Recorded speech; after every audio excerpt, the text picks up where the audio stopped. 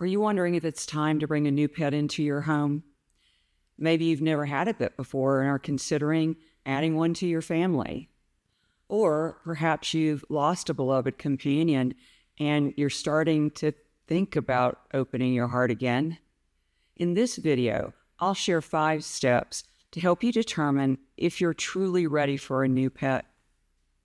These steps will guide you whether you're welcoming your very first pet or deciding it's time to bring another one into your life.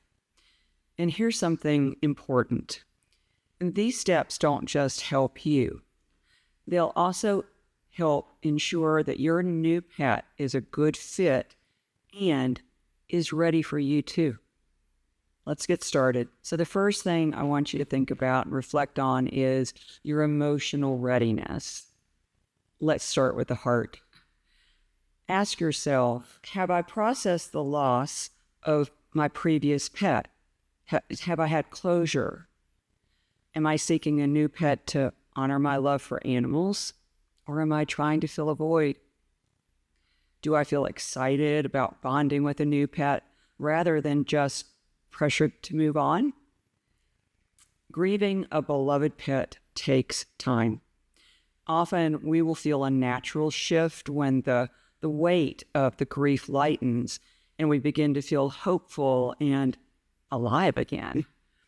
Here's a story that might resonate. A client of mine who had lost her dog Chance earlier in the year reached out to me and said she felt like she'd been grieving for so long that the idea of loving one again was impossible.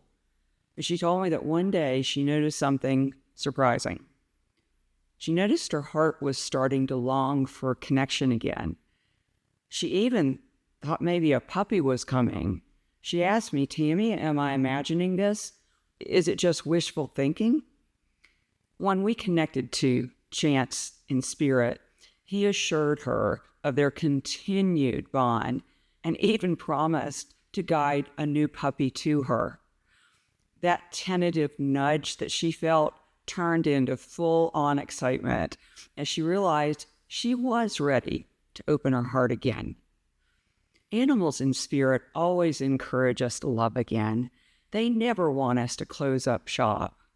Their message is simple. Hearts are meant to love, and love is meant to be shared. So the second thing you need to think about is practical readiness.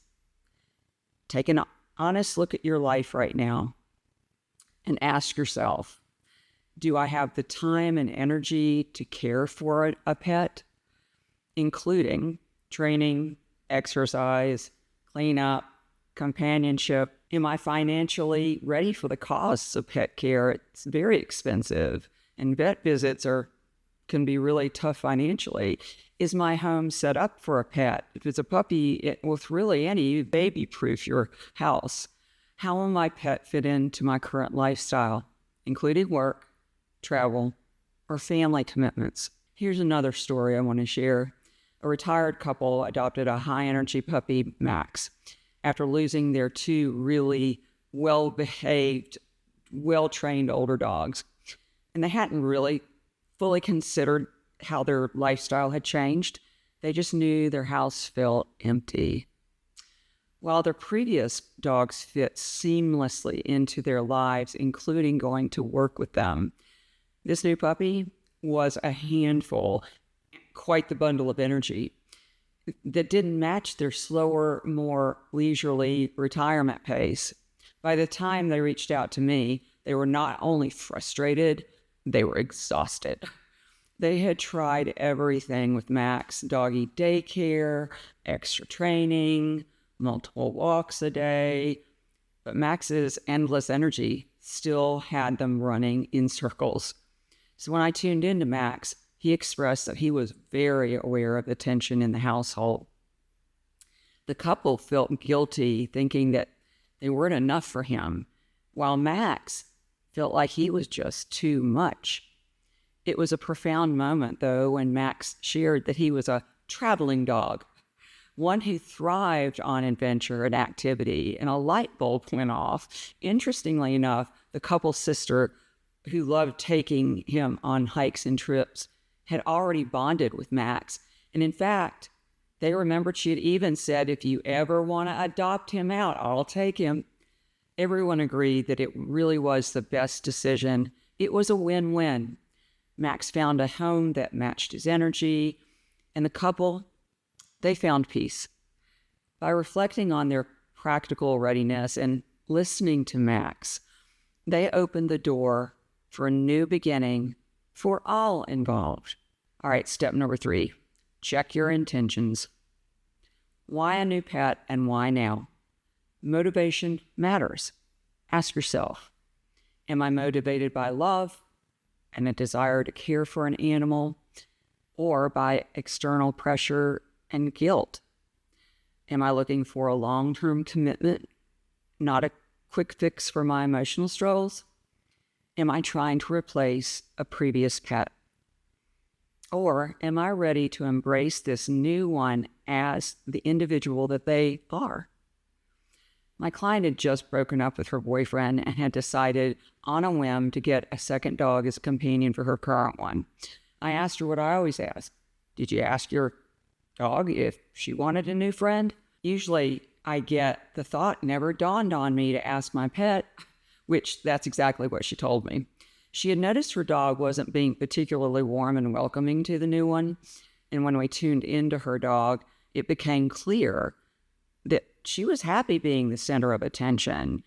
The boyfriend was not there any longer. The situation from the breakup had been rough on them both for a while, and they kind of needed quiet time together, one-on-one time.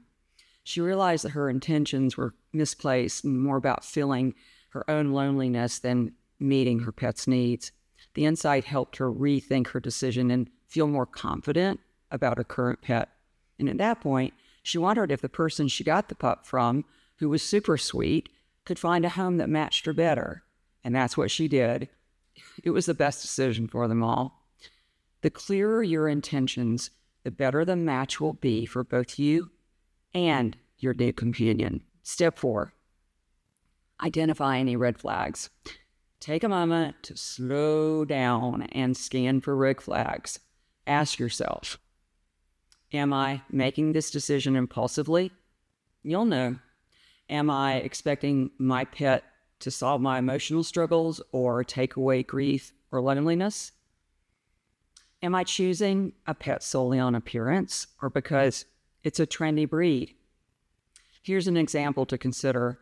I once worked with someone who adopted a high-maintenance breed because they loved its appearance, but they quickly realized they didn't have the time, the energy for the grooming, the training, and the activity level was out the roof.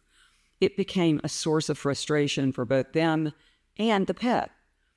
You know, it's easy to get swept up in excitement of getting a new pet, but I promise you, slowing down and checking for those red flags, being honest with yourself, can save you and the animal a lot of heartache. Step 5, trust your gut.